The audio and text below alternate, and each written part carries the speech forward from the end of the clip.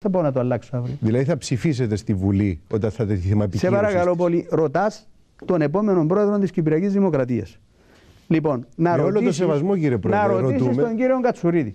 Ρωτάς τον επόμενο πρόεδρο της Κυπριακής Δημοκρατίας. Ρωτούμε με όλο το σεβασμό. Με όλο το σεβασμό απαντώ ότι ο επόμενος πρόεδρος της Κυπριακής Δημοκρατίας, ο Δημήτρης ο Χριστόφιας, θα σεβαστεί απόλυτα την υπογραφή του Τάσου Παπαδόπουλου. Τελεία.